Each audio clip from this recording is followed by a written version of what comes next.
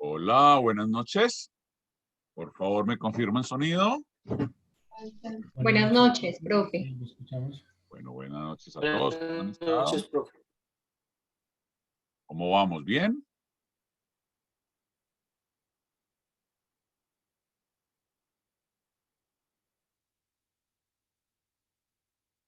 Bueno, a ver quiénes tenemos presentes ya. Hay apenas 9. Angélica Beltrán, Daniela Azachoa, Juan Gabriel, Lex Marín, Lina Joana, Santiago. Ópale, hay poquitos. Bueno, ¿cómo vamos? ¿Cómo les fue la semana pasada? Cuéntenme, ¿cómo les fue con ese foro? Bien, profe, foro estuvo movido.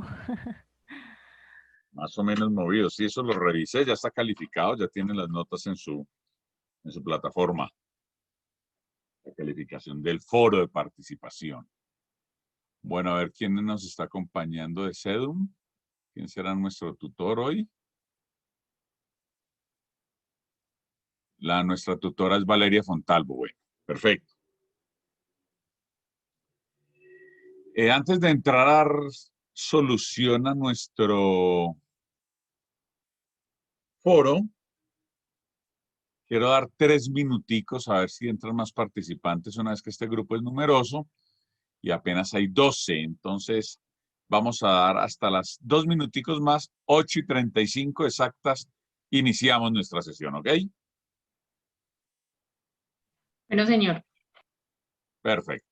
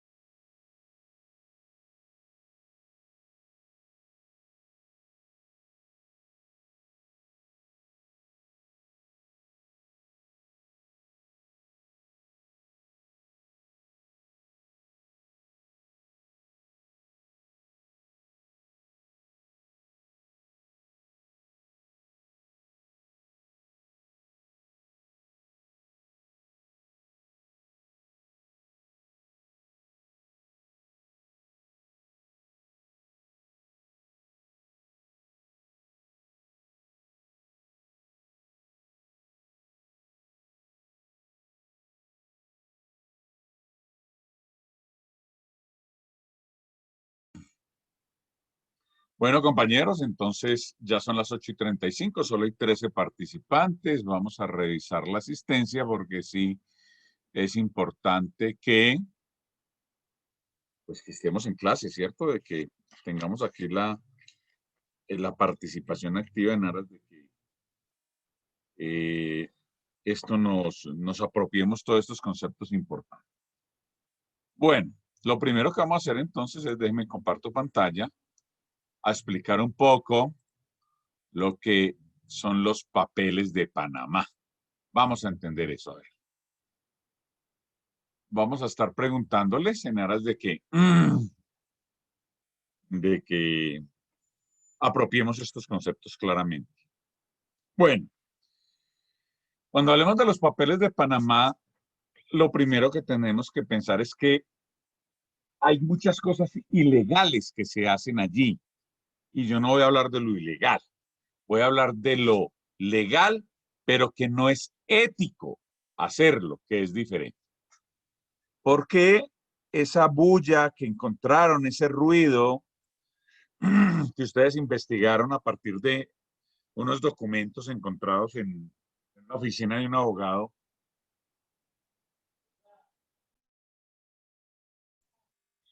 De unos papeles encontrados en una oficina de unos abogados, creó tanto ruido, pero al final eso se volvió aguas. Nadie volvió a hablar del tema. Y nadie volvió a hablar del tema porque es que el 99.9% de los empresarios en Colombia hacen lo mismo. Y es legal. Lo que pasa es que no es ético. Vamos a explicar el fenómeno.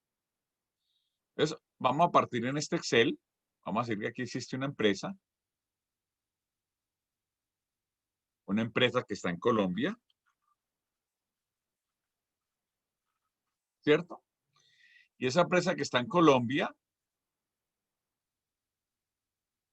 produce, ¿qué pensamos? Voy a inventarme un producto para no herir susceptibilidades. Produce televisores, Smart TV. Eso hace esa empresa en Colombia. Tiene un precio de venta de exportación a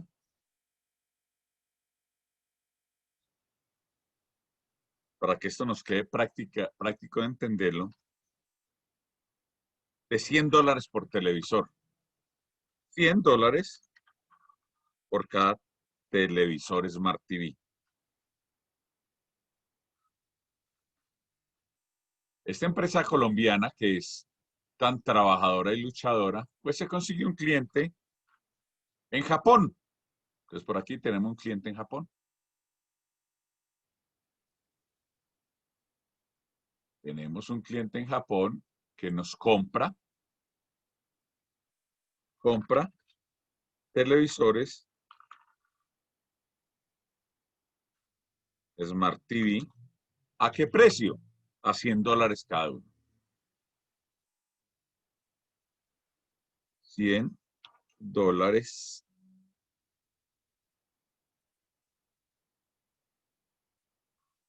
cada televisor. Esto es lo normal que hace este negocio. Eso dice la dinámica. ¿Qué pasa con esta empresa colombiana? Que vende a $100 y tiene unos costos y gastos de producción de $50. Tiene unos costos de distribución física y de marketing de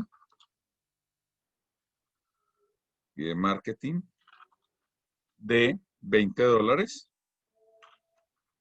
O sea que tiene una utilidad de $30. ¿Cierto que sí?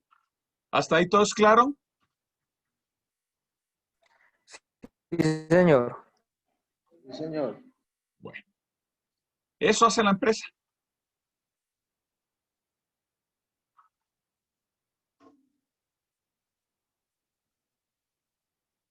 Resulta, esto es en Japón,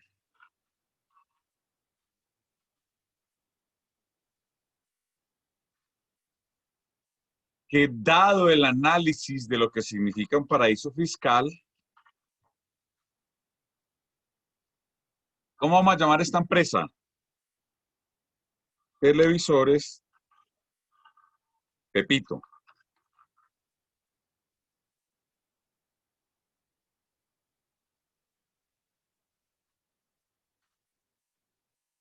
Televisores Pepito, S.A.S. ¿Qué hizo Televisores Pepito? ¿Esto es Colombia?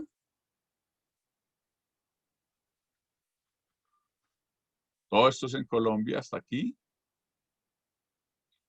Esto aquí es Japón, hasta aquí.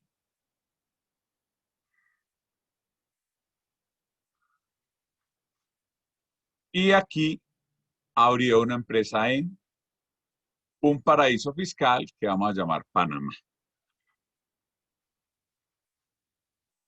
Ópale. Panamá. Fue y abrió una empresa en Panamá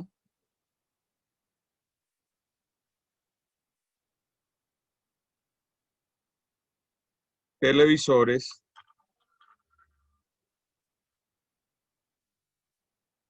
Jaime Inc.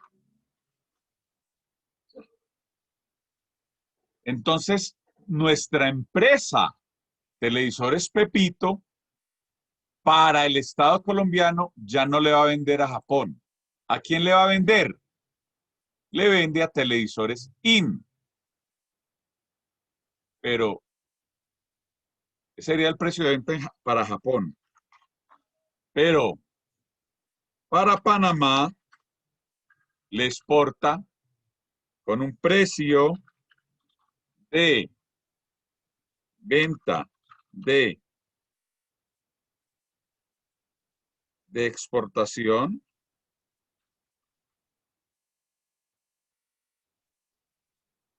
a Panamá de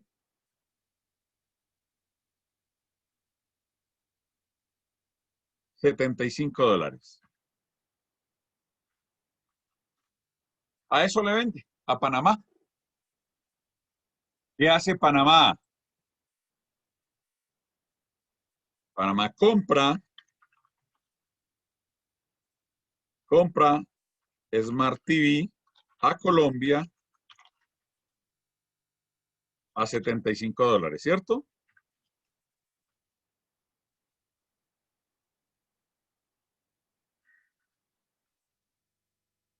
Y le vende a Japón, al mismo cliente, a $100. ¿Qué es el precio pactado? Aquí tiene una utilidad de $25.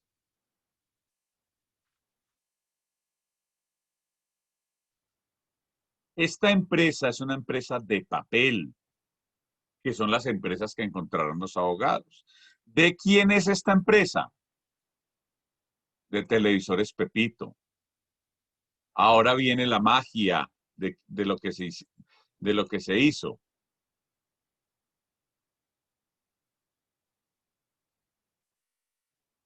¿Cuál era la utilidad cuando le vendíamos a Japón? $30, ¿cierto?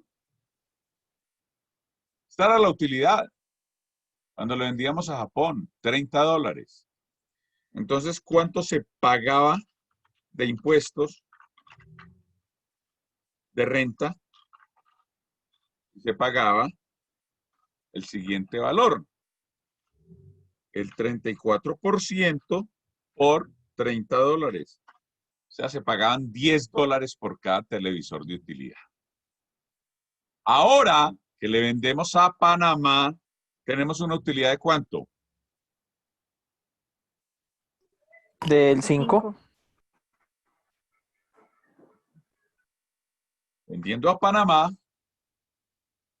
de $5. Es correcto. Entonces, ¿cuánto se paga de impuestos de renta? Y se paga 34% por $5. Se paga $1.70 de impuestos.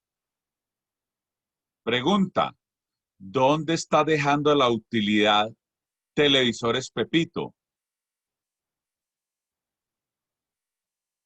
¿Dónde?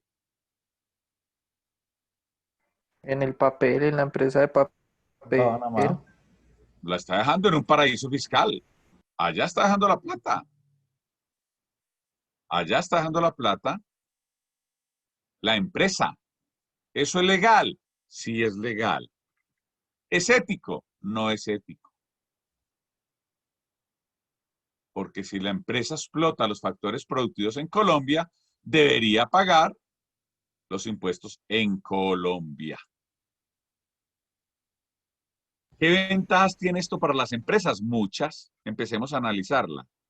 Pues paga mucho menos impuestos, pero la utilidad, la fortaleza más importante es que tiene su plata ¿en qué moneda? ¿En moneda fuerte o moneda débil?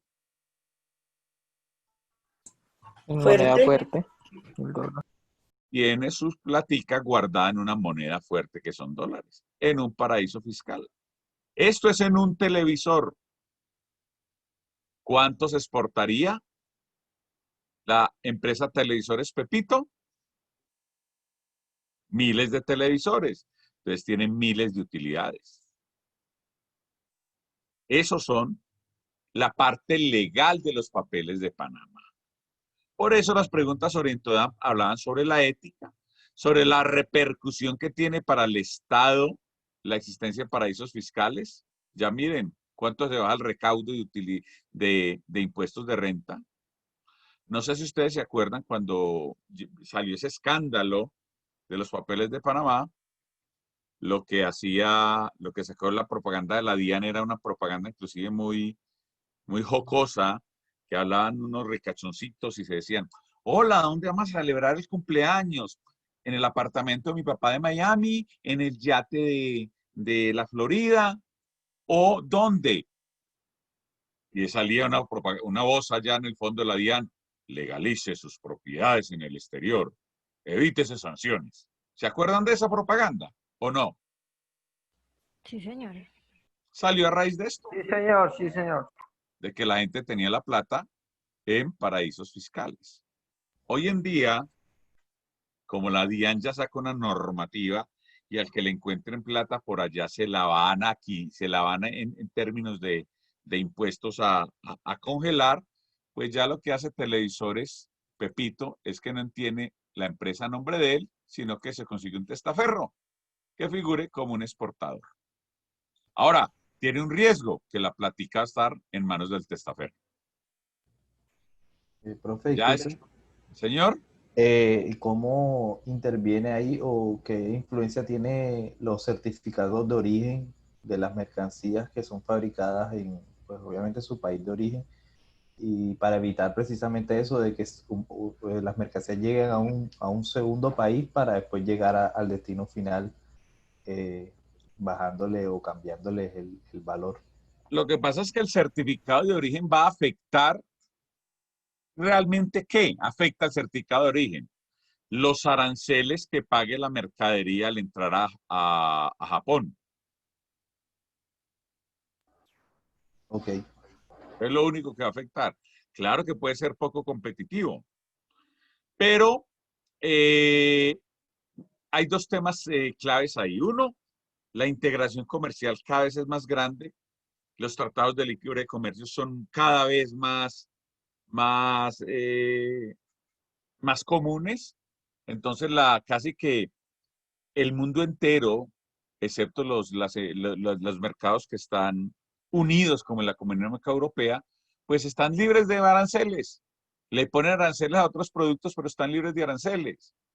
Y a partir del principio de economía, los países desarrollados le compran con preferencia de aranceles a países subdesarrollados como Colombia y como Panamá. Entonces, seguramente la operación de arancel no va a afectar el negocio. Ahora, el conocimiento de embarque, el BL, es un título valor. ¿Qué es un título valor? ¿Quién me explica qué es un título valor? Es un documento endosable, ¿cierto? Un cheque es un título valor, un CDT es un título valor y un conocimiento de embarque es un título valor. Entonces, Colombia, cuando hace la exportación del producto, ¿sale a nombre de quién? De Televisores Jaime Ni Inc. Pero el título valor del BL, Jaime se lo endosa ¿a quién? Al comprador en Japón.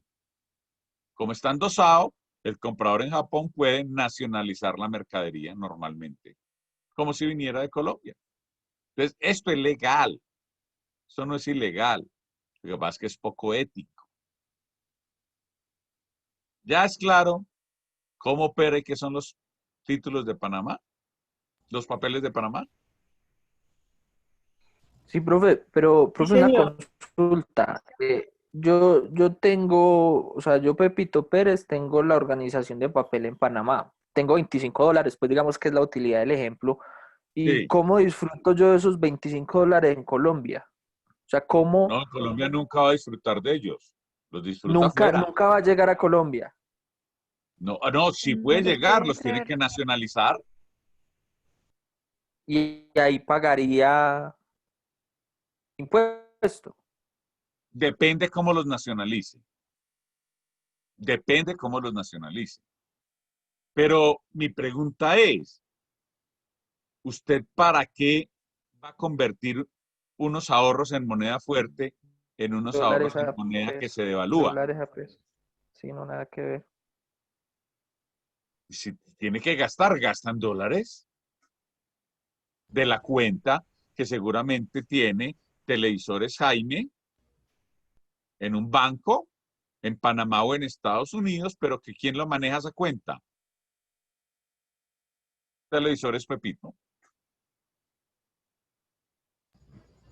Ya es claro. Sí, profe, Sí, entonces sí, señor. la figura, todas estas figuras deportistas y todo que vimos ahí que estaban involucrados en eso, o sea, lo que hacían era eso, crear empresas ficticias para poder hacer transacciones entre El empresas. 99.9% de los empresarios colombianos lo han hecho. Manejan la plata ya. Listo, profe. Bueno, muy bien. ¿Les gustó el caso o no? Sí, señor. Bueno, por allá está el niño, está contento con la clase, eso está muy bien. Vamos a trabajar hoy entonces, vamos a entrar a nuestro tema álgido hoy, que se llama la inflación y la devaluación.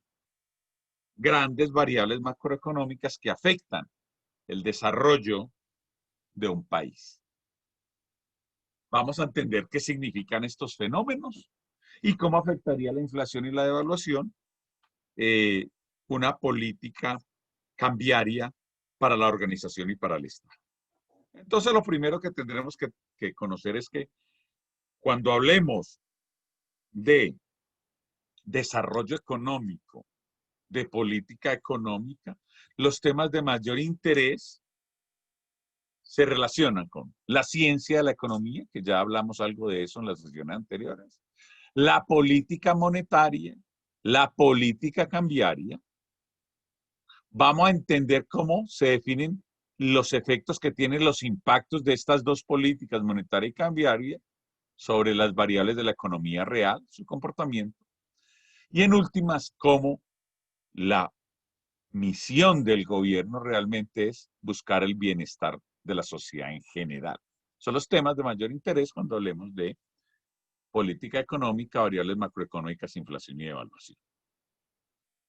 Para poder entender este mecanismo, vamos a partir de la definición de inflación. ¿Qué es inflación para ustedes, compañeros?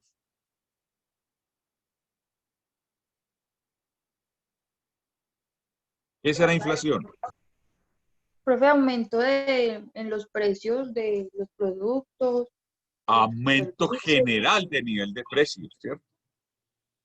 Entonces, si yo compraba una bolsa de leche en 2.000 pesos en el año 2019 y la misma bolsa de leche en el año 2020 me vale 2.010 pesos, ¿hubo qué ahí? ¿Qué se dio? Inflación Inflación.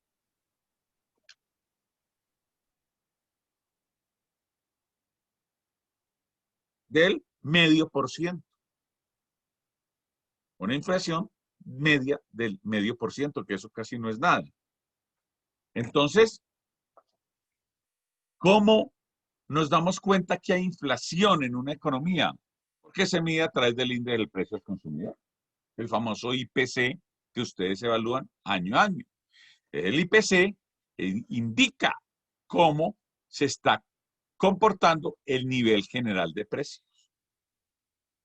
La inflación será un fenómeno siempre de naturaleza monetaria, de plata. Y hemos dicho que la plata en el mercado es ¿qué? Se comporta como el dinero, como un bien más, que se rige por la oferta y la demanda.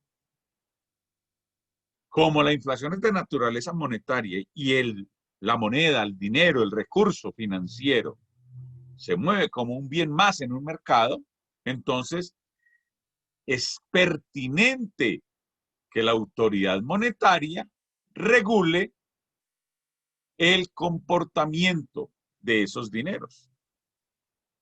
En Colombia, la autoridad monetaria se llama Banco de la República, que cuando miramos la política económica, ¿qué se quiere en el desarrollo económico? Dos grandes objetivos. ¿Cuáles son? ¿Cuáles son esos dos grandes objetivos, compañeros?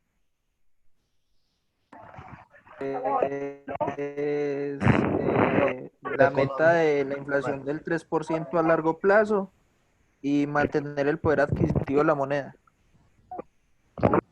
Crecimiento, desarrollo constante y estable. Constante y estable. Para lograr ese desarrollo constante y estable,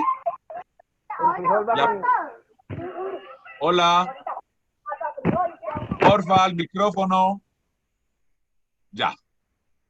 Para mantener ese desarrollo constante y estable, desde el 2002 el Banco de la República ha tenido como política monetaria una inflación objetivo. Una inflación objetivo de largo plazo de alrededor del 3%. ¿Qué se busca controlando la inflación? Mantener el poder adquisitivo del dinero. Porque a mayor inflación, mayor pérdida del poder adquisitivo de ese dinero. ¿En qué versiones vamos a encontrar la inflación? Primero, deflación. ¿Qué es la deflación? Caso contrario a la inflación, revaloración del peso. Es decir, baja en los precios. Hiperinflación. Cuando hay hiperinflación hay inflación y desempleo. Inflación reptante. Normalmente, en los términos económicos se habla de inflación reptante cuando hay niveles de inflación por encima de 2 dígitos. Inflación abierta. Aumentos graduales entre el 10 y el 20%. Y una inflación moderada controlada entre el 2 y el 4%, donde nosotros tenemos como política monetaria mantenerla alrededor del 3%. Ahora bien, ¿por qué se da el fenómeno de inflación? Hay varias explicaciones. Primero, viene de las teorías de desarrollo económico, las teorías cuánticas de la escuela clásica, la teoría de la escuela keynesiana, la teoría monetarista, que salió de la Escuela Universidad de Chicago, para tratar de explicar estos fenómenos y cómo afectan. Entonces vamos a entender estos desarrollos. Lo que buscó la teoría monetarista básicamente era llevar el comportamiento monetario de un país a una doctrina económica, política y social. Es decir, fue una visión netamente liberal. Esta teoría monetarista duró hasta la crisis de la Gran Depresión de los años 30, cuando a partir de el quebrantamiento total que tuvo los factores económicos por los 30 en el mundo entero, pues se desnaturalizó la teoría monetarista.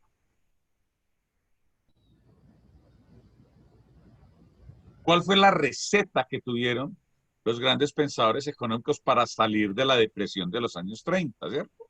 Primero, la idea del economista británico John Maynard nos dijo, partiendo de la receta mágica, que se basó en la teoría keynesiana. ¿Quién me acuerda cuál era la teoría keynesiana? Que explicaba el crecimiento del factor económico de un país. A Se basa en través de ¿cómo es? La intervención del la Estado la con intervención el del gasto Estado. público. Exactamente. La intervención del Estado por el gasto público. Exactamente eso. Entonces, lo que hicieron los que apoyaban esta teoría para salir de la crisis, que el Estado, como factor económico importante, llevara al gasto público para incentivar ¿qué? Demanda, ¿cierto? Al incentivar demanda, generaba consumo, ¿cierto? Generaba inversión y movilizó los factores económicos de cada país. Esta receta mágica tuvo una aceptación y un impacto más o menos de 50 años, es decir, finalizando los 70, principios de los 80, se explicaba de esta manera cómo el Estado se volvía un factor supremamente protagónico del desarrollo económico. Pero ¿qué pasó por allá? En los 70, una nueva gran crisis se generó en el mundo entero, que generó alto desempleo y alta inflación juntas. Se conoce con el fenómeno de estanflación. La alta inflación que se generó a partir de esa condición del mercado fue el punto de quiebre de la doctrina keynesiana para mantener niveles bajos de la inflación. Ahora bien, la crisis de los años 70 fue una crisis de oferta, no de demanda de los factores productivos. A partir de esa crisis, entonces, nace la última teoría, que es la Escuela de Chicago. Indicó que para salir de la crisis generada en esa época, nos basamos en la ideología liberal de Friedman. Es decir, que la política monetaria debería controlar la oferta monetaria en la economía. Lo que dijo Friedman realmente es que la plata se comporta en el mercado como un bien más. Si yo controlo la oferta del recurso, pues controlo los impactos que tiene esa oferta en el mercado. Por lo tanto, aumentos excesivos de la oferta monetaria tendría directamente repercusiones sobre el nivel de los precios. Entonces, lo que nos dijo Friedman es que la inflación es un fenómeno netamente monetario, donde el dinero circulante juega el papel protagónico en lo que es la inflación. ¿Qué pasa si el nivel de precios aumenta? El poder adquisitivo de nosotros disminuye. El ejemplo de la leche. Hoy me valía 2.000, en un periodo X me vale 2.100. Con la misma plata que me gano, voy a comprar ¿qué? Mucho menos. Por lo tanto, si los niveles de inflación son altos, los individuos tendrán que pagar año a año mucho más por la misma unidad del producto. Entonces, la inflación también es un fenómeno social porque afecta directamente el bolsillo de la nación, de las personas, así como su capacidad de consumir, de ahorro y de invertir. Conclusiones claras que nos trajo la Escuela de Chicago con el amigo Friedman. Ahora, ¿cuál es la razón de que la inflación aumente?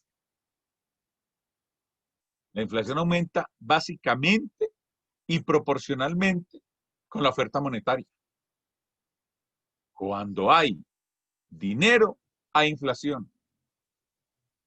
Por eso es que el dinero tiene que ser visto como un bien más, un bien que se rige por la oferta y la demanda. Bases económicas que explican el fenómeno de la inflación. ¿Es claro, compañeros? Sí, señor. Sí, señor. Bueno, entonces, ¿cómo se explica macroeconómicamente la inflación? Cuando hay mucha plata, ¿qué pasa con el precio? Cuando hay cosecha de mangos, ¿qué pasa con el precio del mango? Cae. Cae, baja. Igual es con la plata. Cuando hay mucha plata de dinero, es decir, la plata está barata, el precio tiende a disminuir. Por lo tanto, el interés es bajo y las personas se endeudan, el crédito aumenta.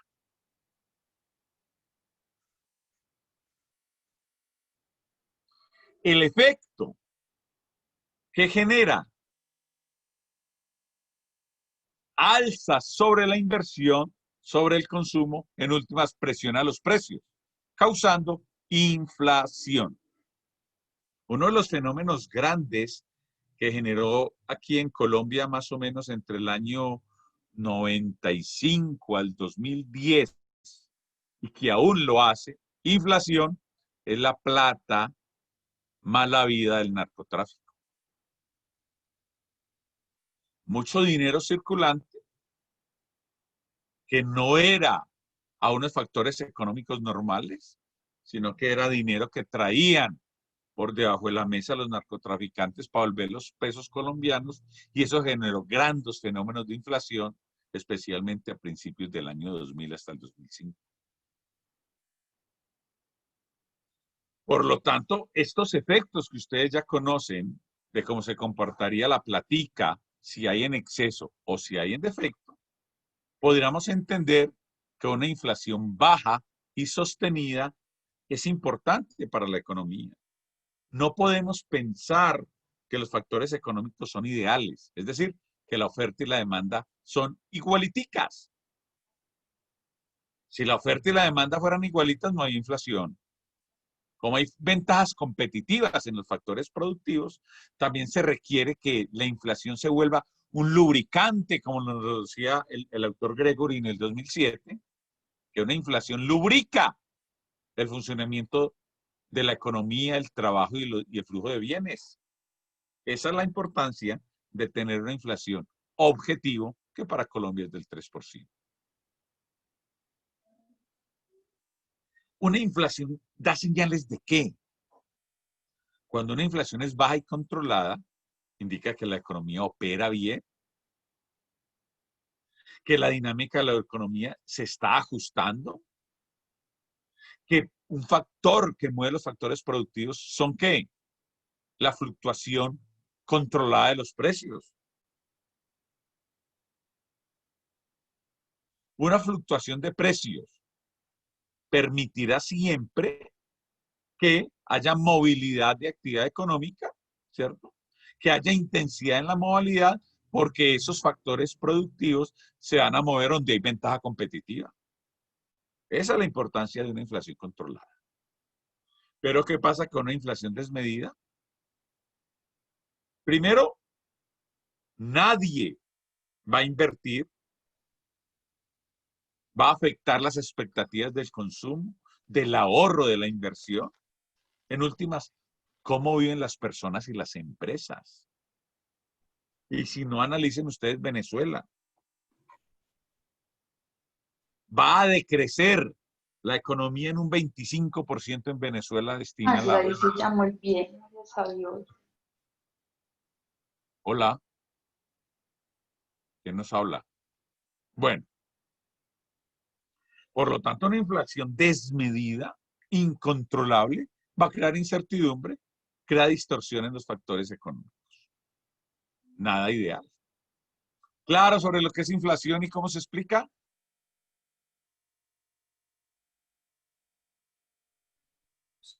Sí, señor. Juan Astudillo.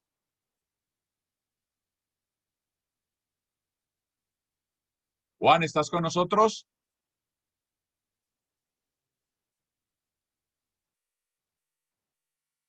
No está Juan.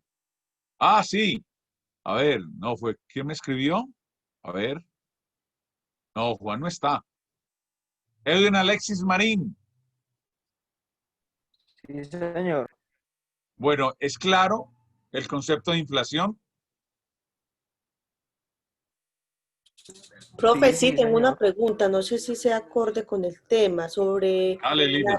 sobre la deuda externa que no se ha podido pagar. Pues, ¿cuáles han sido los motivos por qué no se ha podido pagar la deuda externa? Por el gasto público. Realmente, ¿por qué Colombia tiene deuda externa? Porque es un país de bajo desarrollo que requiere endeudarse para desarrollarse. Colombia, en el mercado mundial, es una familia estrato 2-3 que requiere endeudarse para adquirir activos para desarrollarse económicamente.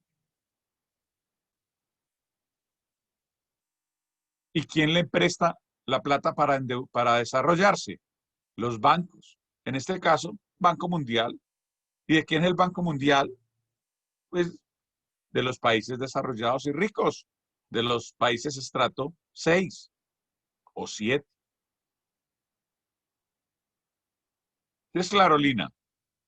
Sí, profe, está muy claro. Gracias. Bueno, vamos a estar preguntándole a todos los compañeros para que estén atentos, por favor. La segunda variable macroeconómica que vamos a analizar hoy se llama devaluación o revaluación, porque también la hay. Mire que la devaluación no es un fenómeno de carácter monetario, es un fenómeno de naturaleza cambiaria,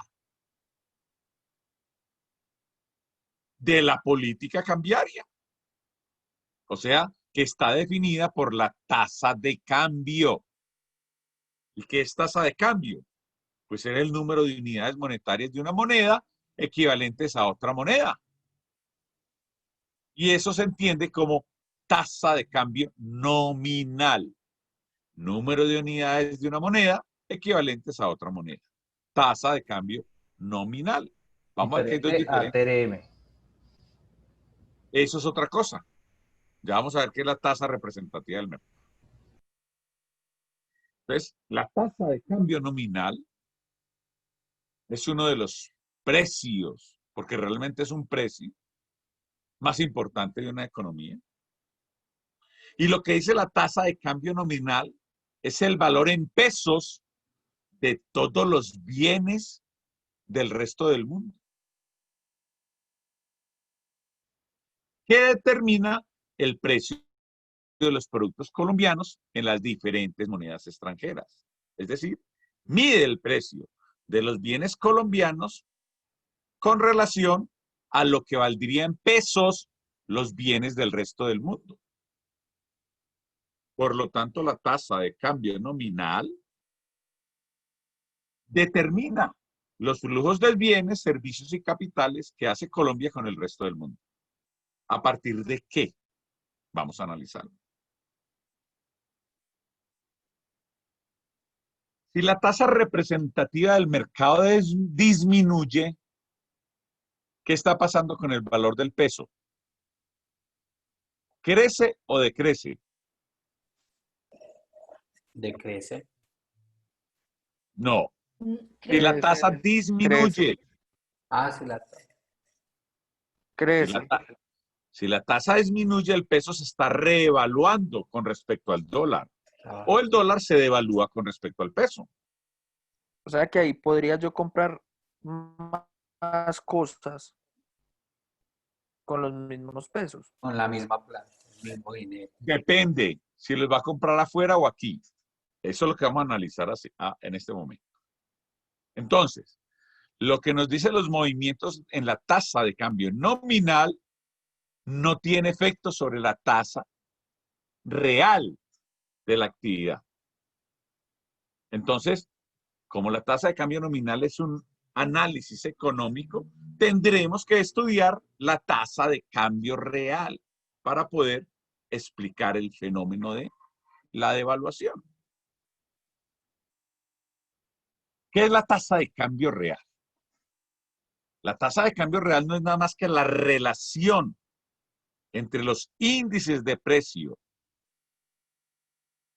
de nuestros principales socios comerciales, es decir, la relación del índice de precio que tiene la economía americana, por tener un ejemplo de ese socio, con respecto a la economía nuestra, que se expresan en una sola moneda.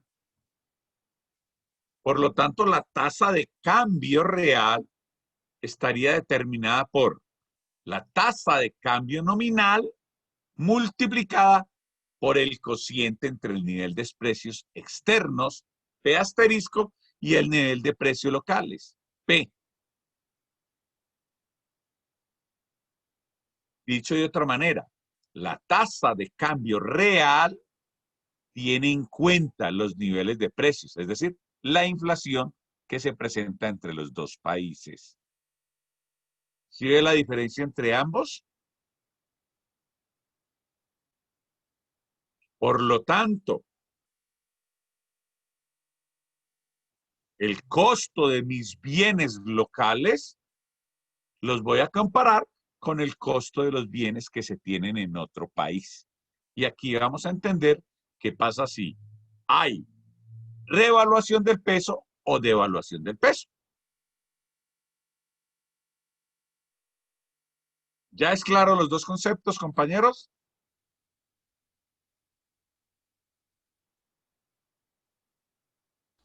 La tasa de cambio real no la logré entender, profe, no sé Bueno, si hay forma. Con la más tasa de cambio nominal simplemente analiza el peso de los bienes del extranjero con relación a los bienes colombianos.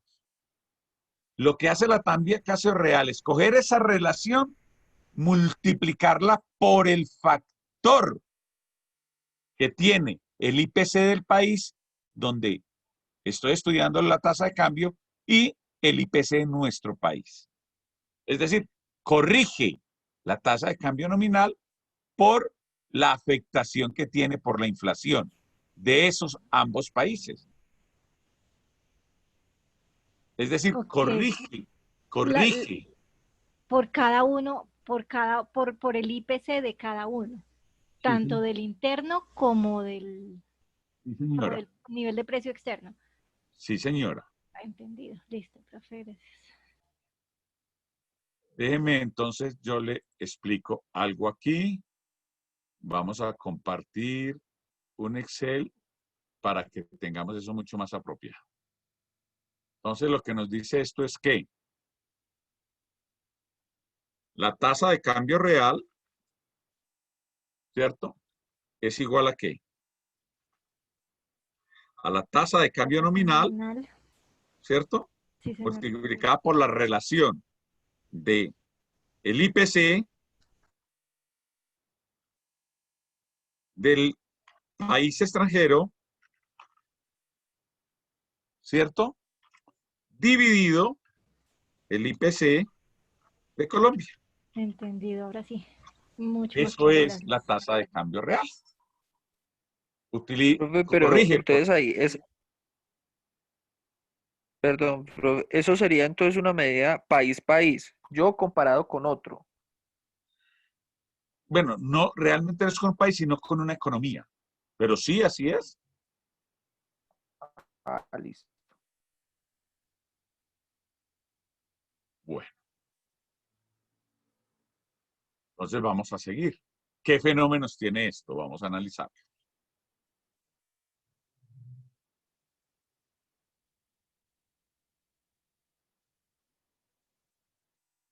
La explicación que tiene esta corrección es medir el verdadero costo de nuestros bienes en el mercado exterior. Entonces, la tasa de cambio real será la cantidad de bienes nacionales que se requieren para adquirir un bien en el extranjero.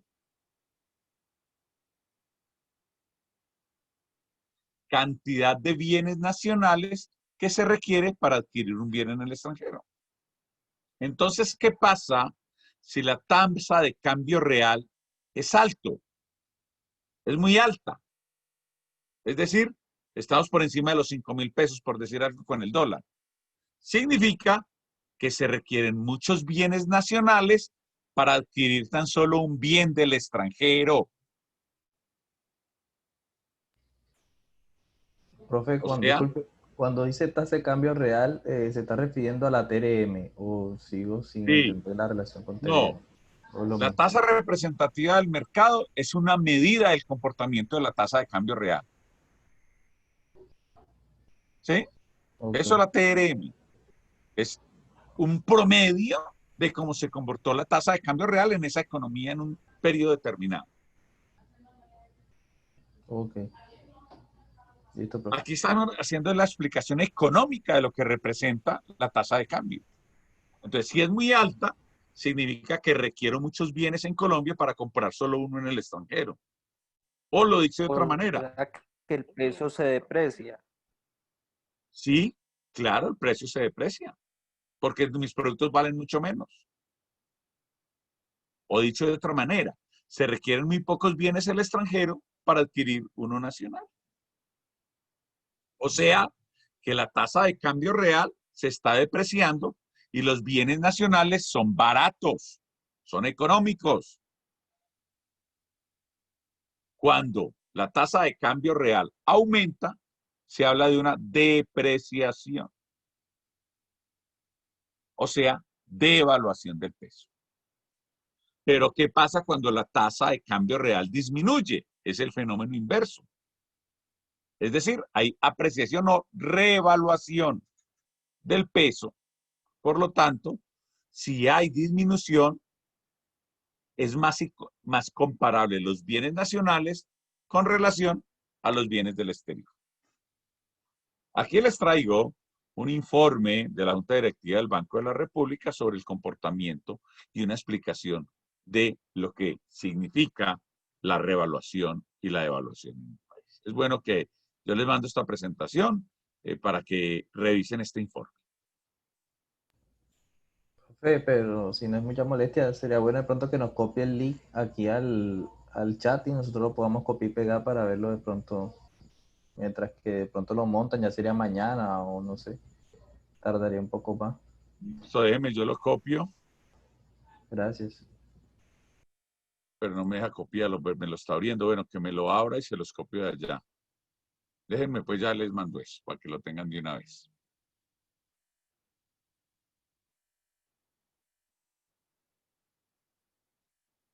Control C. Dejemos de presentar, vamos, mandémosle al chat. Control V. Ya los envié al chat. Gracias, profe. Con mucho gusto.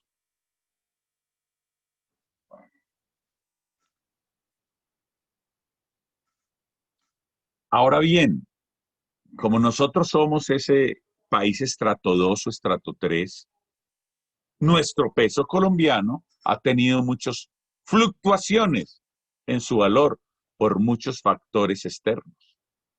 La crisis asiática de los 90, la crisis hipotecaria de principios de siglo, la apertura comercial de 1994, la crisis de 2008, la baja de los precios internacionales de los commodities en el 2013 y en el 2008, son variables del comportamiento de la economía mundial que ha afectado nuestra tasa de cambio.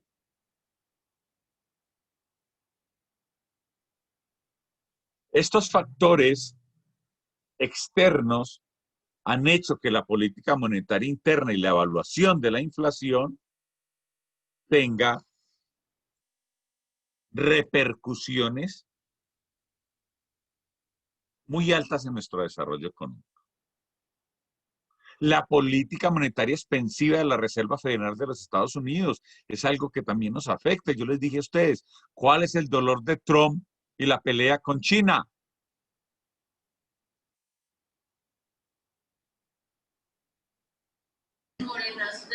Profe, que China, perdón, que Estados Unidos le debe mucho dinero a China. Sí, esa es la verdad. Está endeudado porque los bonos del Tesoro americano casi que los tienen los chinos. Eso ha hecho que todos estos elementos externos que afectan nuestro desarrollo económico tengamos una intervención cambiaria en los últimos años por parte del Estado que compra divisas. Eso es bueno porque nos ha hecho algo de ahorro que nos lo estamos gastando ahora en el COVID. Esa política económica también ha permitido una inflación objetivo del 3% y que el Banco de la República mantenga una política de intereses bajos en aras de incentivar el consumo. Si ustedes analizan, el Banco de la República desde que el COVID-19 nos está afectando, ha bajado los intereses 2 veces, en abril y en junio. ¿Con qué interés, compañeros? ¿Con qué interés bajan los intereses del Banco de la República? Con que nos endeudemos, profe. Para que consumamos más. Jalonar el consumo, porque el dinero está barato. Ese producto o servicio que se llama dinero está muy económico. Entonces, accedamos a él, generemos consumo, generemos inversión.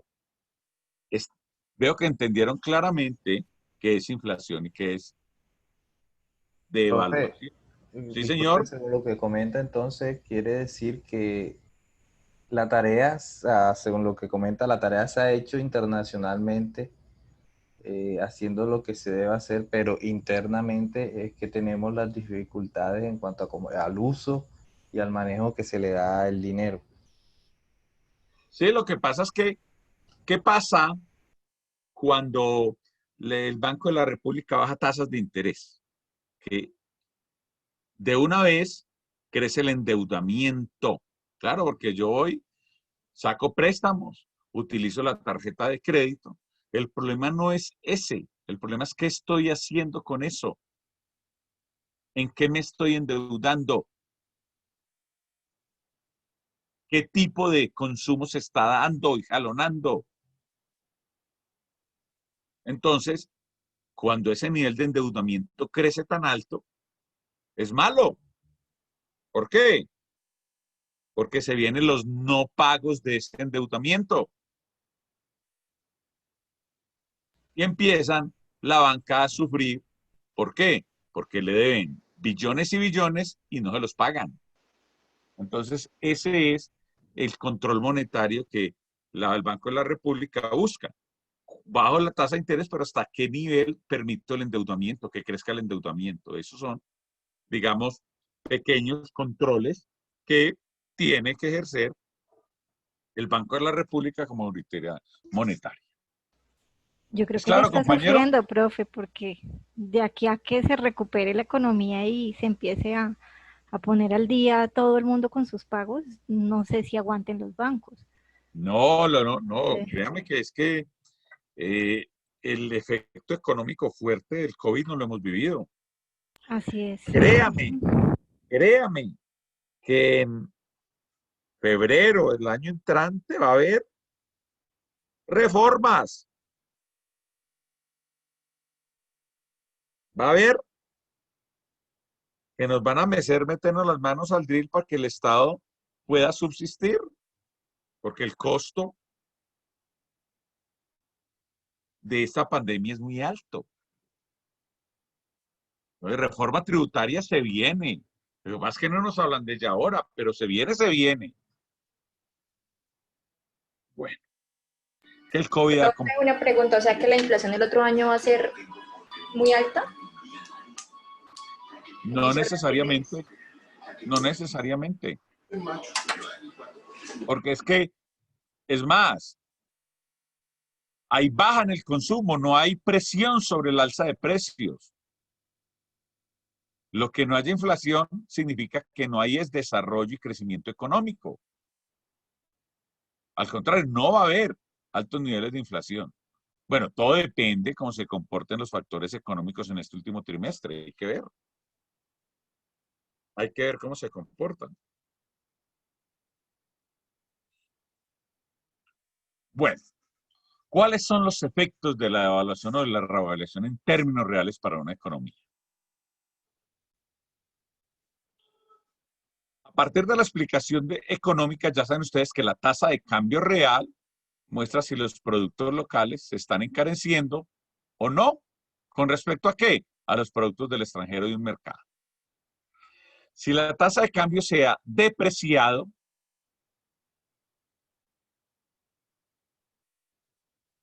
¿qué quiere decir?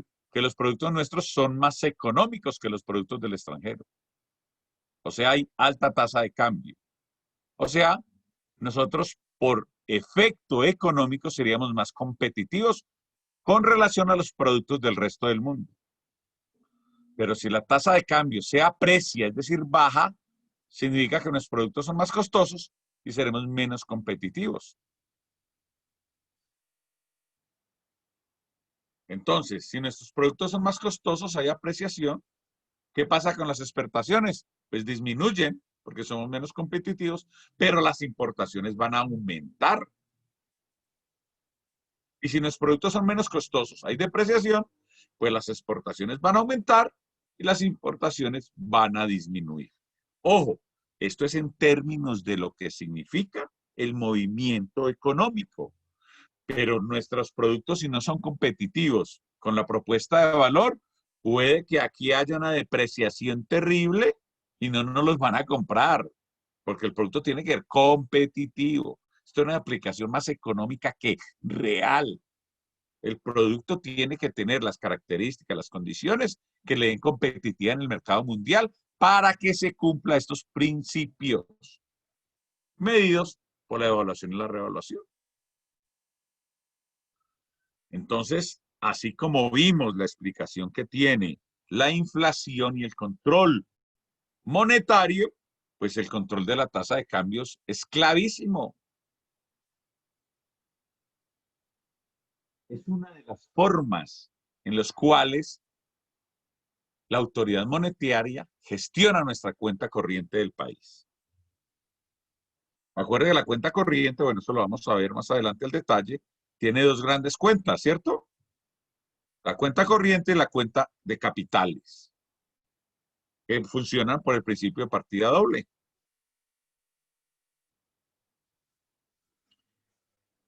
¿Por qué es tan importante el control de la tasa de cambios y gestionar esa tasa de cambios? Sencillamente porque el mercado del mundo entero es uno de los mercados que más movimiento tiene, pero también son los más vulnerables en nuestra economía.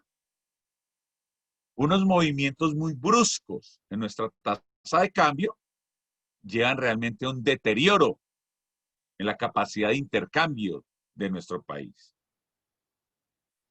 Y si hay esos movimientos bruscos en la tasa de cambio, va a haber turbulencia en la economía interna y normalmente esa turbulencia lleva a recesión.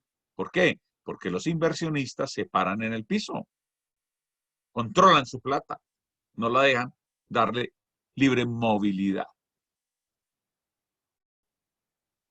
¿Qué pasa si hay apreciaciones muy altas? Es decir, baja la tasa de cambio.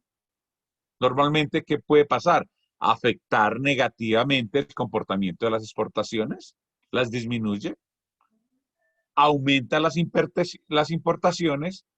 En últimos, hay deterioro de las empresas locales porque son más atractivos los productos de afuera en comparación con el precio. También es malo si hay depreciación, es decir, subida excesiva de la tasa de cambio. Eso incentiva las exportaciones porque obviamente nuestros productos son más económicos. Los productos importados sí se vuelven más costosos. ¿Y qué genera si los productos importados se vuelven más costosos en una economía donde es más lo que importa que lo que exporta? Genera inflación, ¿cierto? Presiona el alza de precios, ¿o no?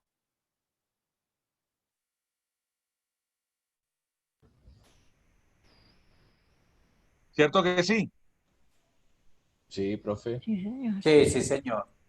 Genera inflación. Entonces, mire que no podemos ser desmedidos en el control de una variable macroeconómica y de la otra. Siempre hay impacto. El alza de precios en el país, el alza de precios en el exterior, porque va a afectar la tasa de cambio real, y en una economía como la nuestra, donde la balanza cambiaria es negativa, importamos más de lo que exportamos, pues va a generar, si hay depreciación, alza de precios, va a generar inflación. ¿Por qué? Porque el producto importado, que representa un porcentaje muy alto de la transformación de insumos, es más costoso y va a generar necesariamente alza en el precio, entonces genera inflación.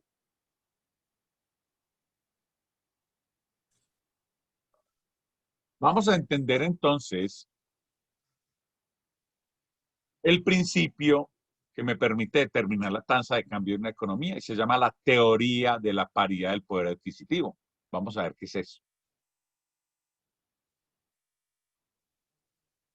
Cuando mayor es el nivel de precios nacionales en relación al nivel de precio del extranjero, mayor debe ser ese.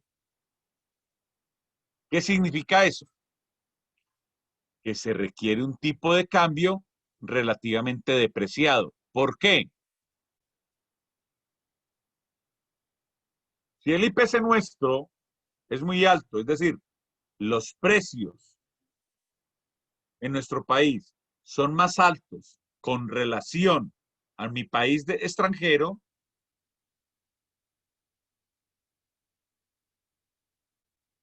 o sea, hay inflación, necesito depreciar una tasa de cambio que sea depreciada. ¿Para qué? Pues para que el poder adquisitivo de mi moneda se mantenga más o menos en los mismos rangos y no pierda tanto poder adquisitivo. Ahora, ¿cuál es la situación al revés? Cuando menor es el IPC de mi país con relación al país extranjero, menor debe ser ese. Es decir, se requiere un tipo de cambio apreciado con el fin ¿qué?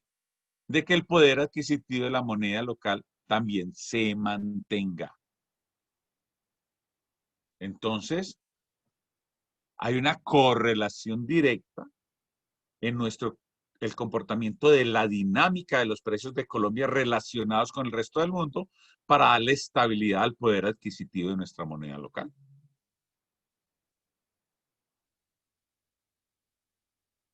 A partir de este principio, vamos a analizar la versión relativa a la paridad del poder adquisitivo. ¿Qué pasa si la tasa de inflación nacional excede la extranjera?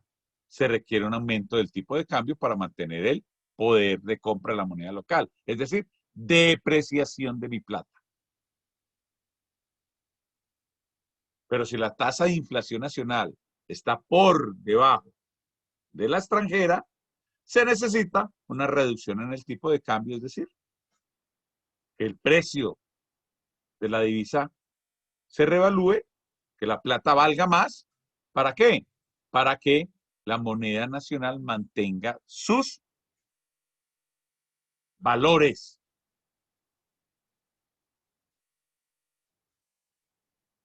Eso se llama paridad del poder adquisitivo. Entonces, el régimen cambiario de un país corresponde al marco regulatorio de la movilidad de la tasa de cambio. Se han dado a través de la historia diferentes regímenes cambiarios, régimen de cambio fija, régimen de cambio flotante, banda cambiaria. Vamos a analizar qué significa todo eso régimen. ¿Qué es la tasa de cambio fija? Significa que la autoridad monetaria, es decir, el Banco de la República, interviene constantemente en el mercado para mantener una tasa de cambio fija. Dicho de otra manera, el protagonista del mercado cambiario en la autoridad fue un régimen cambiario que se mantuvo más o menos hasta la década de los 90 en nuestro país. Posterior viene algo que se llama la tasa de cambio flotante. ¿Qué significa eso? Que la autoridad monetaria, en ese caso el Banco de la República, no interviene en nada.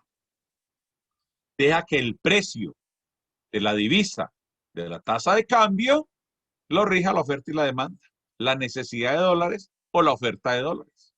Eso determinaría el precio. El tercer elemento de control de una regulación de tasa de cambio se llama bandas cambiarias.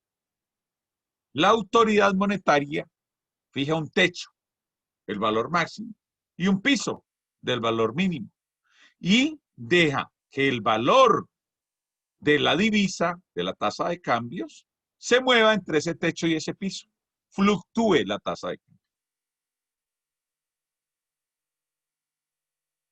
Son los tres principios que tiene los regímenes cambiarios para controlar la tasa de cambio y el efecto que tenga sobre la economía y especialmente sobre el dinero, sobre el valor del dinero en el país. Bueno, compañeros, con esta diapositiva terminamos los principios que nos determinan las dos grandes variables macroeconómicas que afectan el desarrollo económico de un país y su dinero, que se llama inflación y devaluación. ¿Preguntas o inquietudes, compañeros, por favor?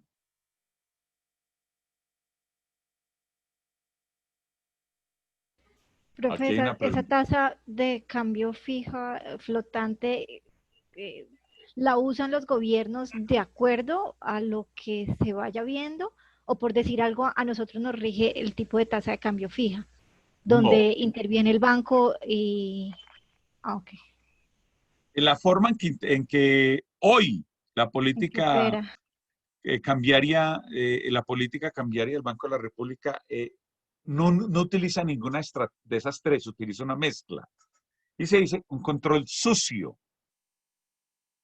Porque ni determina una banda, ni determina una libre fluctuación, ni determina una tasa fija. ¿Qué hace el Banco de la República hoy? Que me voy a adelantar ya que me lo preguntó. Es permitir que el mercado se rige por la oferta y la demanda. Es decir, que el precio de la divisa fluctúe. Pero, ¿por qué se llama control sucio? Porque internamente el Banco de la República sí tiene un techo y un piso del valor de la divisa para que no afecte el poder adquisitivo del dinero.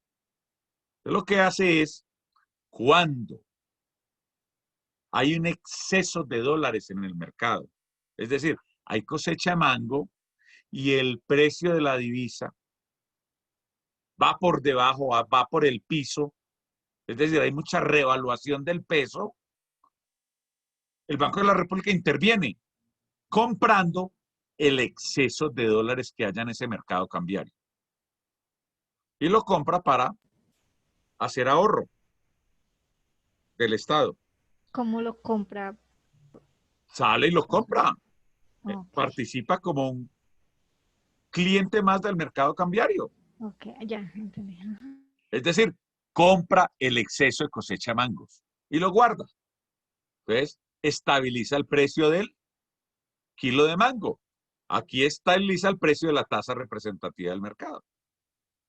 También al revés pasa eso. Cuando no hay dólares y hay una demanda de dólares, ¿qué hace el Banco de la República?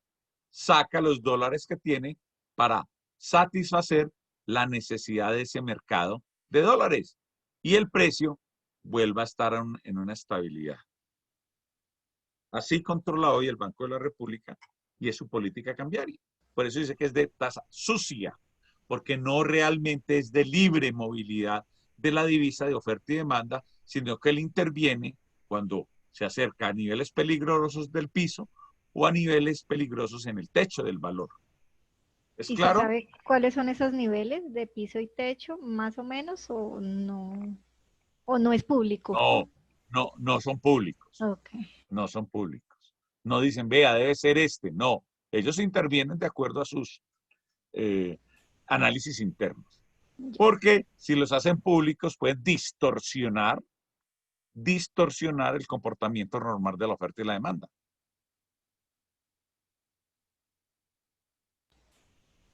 Entendido. Gracias, profe. Aquí preguntó, profe, ¿qué medidas de reactivación de la economía crece se pueden implementar para salir de la crisis del COVID? Ah, es complejo, es complejo. Pero mire, lo primero que se tiene que buscar es generar consumo, generar demanda de bienes y servicios.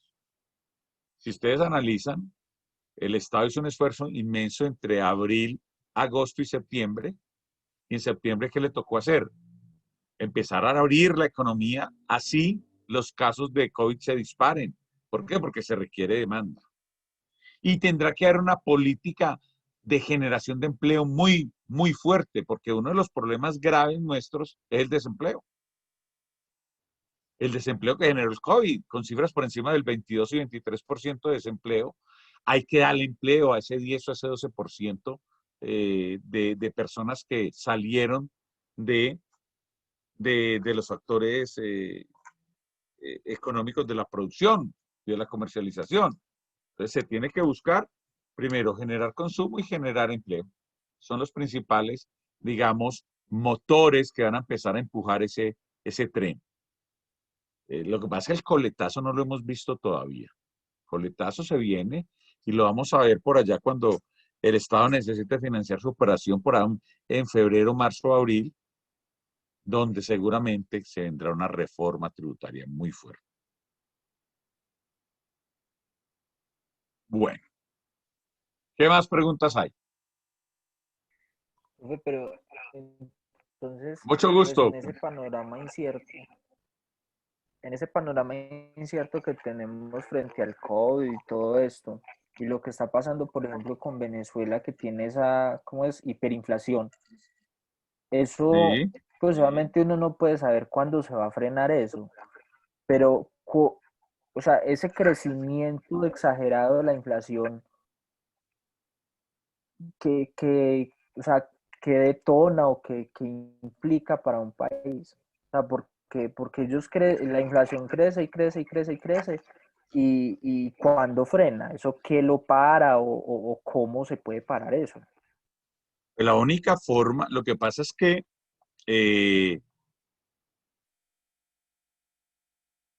la hiperinflación es el resultado en Venezuela, para ser claros. ¿De qué? De la política económica del castrochavismo o de ahora del amigo presidente venezolano, que es una política económica que no dio frutos, y realmente allá se está haciendo un pulso político por mantenerse en el poder, gastándose los pocos dólares que llegan de la explotación de petróleo. Venezuela está exportando ya el petróleo crudo porque no tiene dónde hacerle hacerle fraccionamiento, rectificación a ese petróleo, no tiene dónde. Las plantas productoras en Venezuela de rectificación y de producción de gasolina y de todo esto ya no están en operación por mantenimiento. Mire hasta dónde ha llegado. Entonces el gobierno está chupándole lo que más puede la generación de divisas a través de esa venta de ese petróleo a costa del bienestar social de su país. Lo único que pienso yo en el mediano plazo puede restablecer la economía en Venezuela es un cambio en gobierno.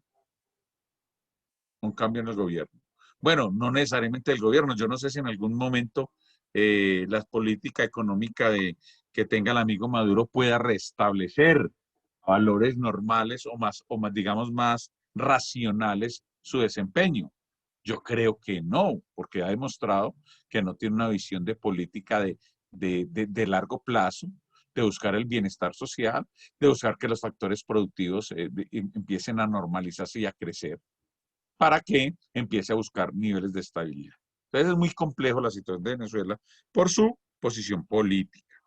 Yo pienso que en Venezuela tiene que haber en el mediano plazo un cambio de gobierno porque no se sabe hasta cuándo el pueblo aguante esas condiciones. No sé si usted vio las noticias que hoy nuevamente por Bucaramanga hacen, sino familias caminar y caminar hacia Colombia porque ya no aguantan la situación en Venezuela. Muy complejo el tema. Y eso nos perjudica mucho porque tenemos un vecino con situaciones muy complejas que seguramente la visión que tienen sus ciudadanos es venirse acá.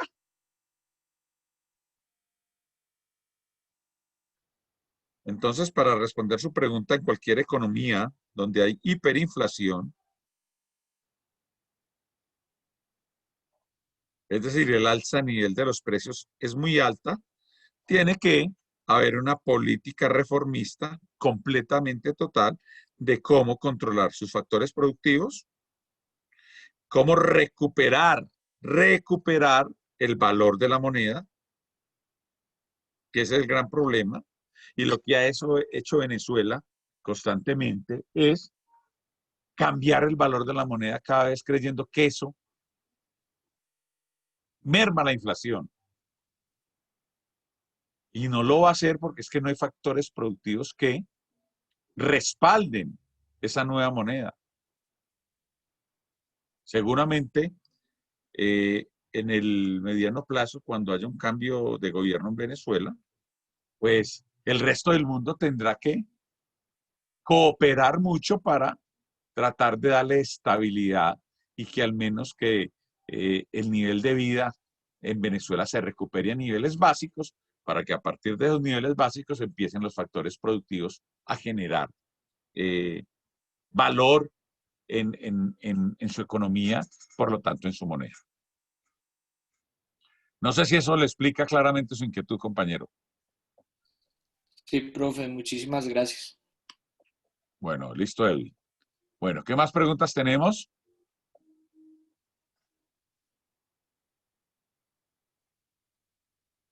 Sobre el fenómeno de inflación y sobre el fenómeno de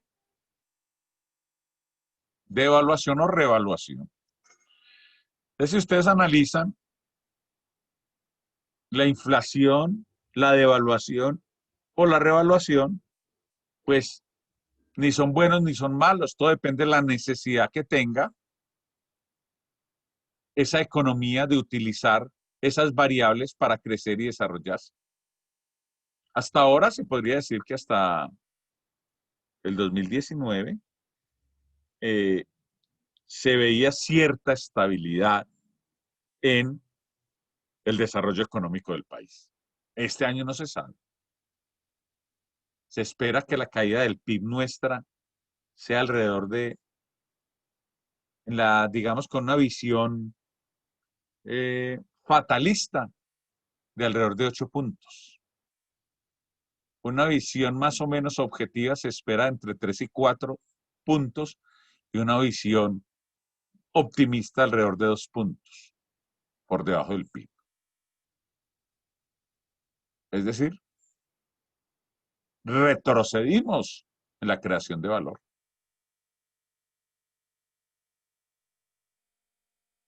Es la realidad. Y el nivel de desempleo nos lo dice claramente, por encima del 22%. Que aparte de cuando lo teníamos en un dígito, en el 8 o el 9, el 10 o el 11, hay una, digamos, yo no quiero decir la palabra, pero sí la voy a decir, una visión perversa del empleo que se genera porque se suma el empleo informal, como si fuera una solución de empleo. Y el empleo informal usted sabe que tiene muchos contextos que no puede llevarlo a condiciones de ingreso, digamos, dignos para una persona. Bueno, compañeros, ¿qué más tenemos?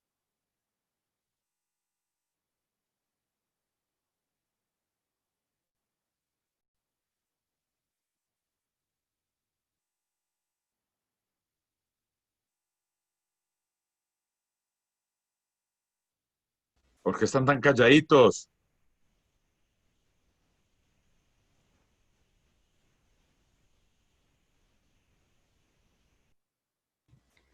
Pues de la Profe, clase, esta situación actual que estamos viviendo es posible que afecte a Colombia sobre el ingreso en la OCDE, ¿o no? O sea, No le escuché la pregunta.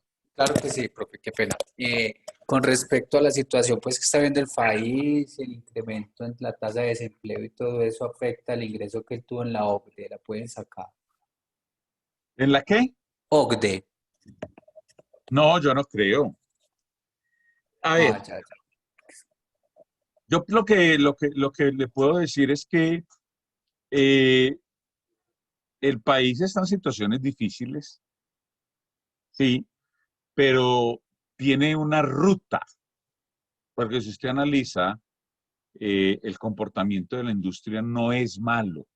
El comportamiento de los diferentes sectores manufactureros, agroindustriales, eh, han tenido un comportamiento relativamente positivo, obvio no creciendo, pero subsistiendo. Entonces, lo único que sí va a pasar es que tenemos que apretarnos el cinturón todos muy duro para salir de este bache.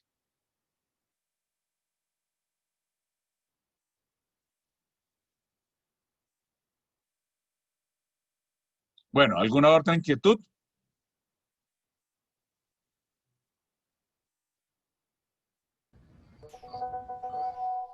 No, profe. Lo único de con pronto, profe, respecto a la clase, no. comentar de pronto es que lo que usted estaba comentando, todo el tema de Venezuela, eh, o sea, sabemos toda la política económica errada y todo este tema, pero adicional a eso, Estados Unidos lo embarga y le cierra, pues, de otra forma todas las posibilidades comerciales. Y eso Total. yo que hunde más al país Claro, totalmente, totalmente. Eso es cierto.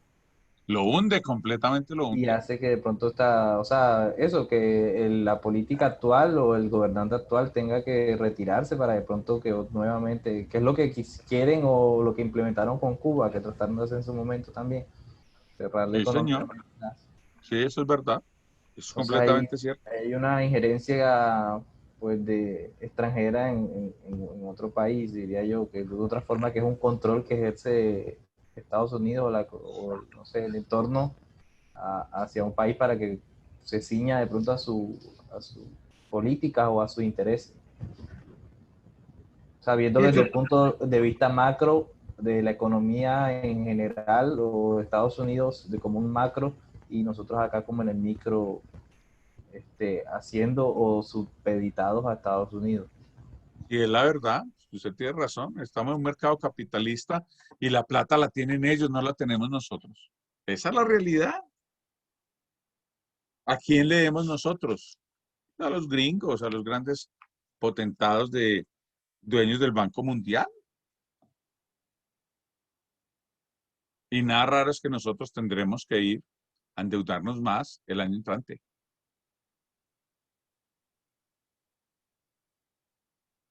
Esa es la realidad de un mundo capitalista, mis amigos.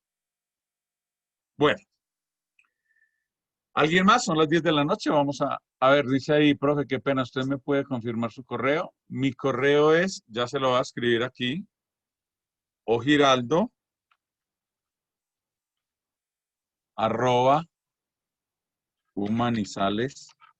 ogiraldo@humanizales.edu.co. Ahí les envié el correo para lo que necesiten, pero a través de la plataforma me pueden escribir, ¿ok?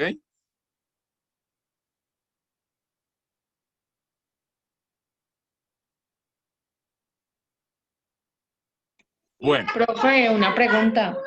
dale, Valentina. Los grupos que conformamos para el trabajo se pueden de 4.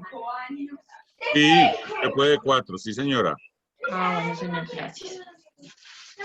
Se puede 4. No hay problema. Profe, y para la actividad número 2, ¿algún comentario o algo de pronto para tener en cuenta al momento de hacer el ejercicio, el trabajo? Repasar las grabaciones de clase. Ok, listo, profe. Supremamente importante. Gracias, profe. Bueno, muy bien. Bueno, compañeros, entonces No siendo más, vamos a dar la clase hasta aquí hoy, repasar estos conceptos y nos vemos la próxima sesión. Un abrazo, que estén muy bien, hasta luego. Profe, una consulta, ¿usted cuándo nos puede enviar estas diapositivas? Ahorita mismo, cuando finalice la clase, las envío. Ah, muy amable, gracias. Profe, muchas gracias. Feliz noche. Feliz noche. Hasta luego. Bueno, compañeros. Muchas Bueno, gracias, profe. Feliz Gracias, noche. profe. muy bien a Muy amable. todos. Un abrazo, que estén bien, hasta luego.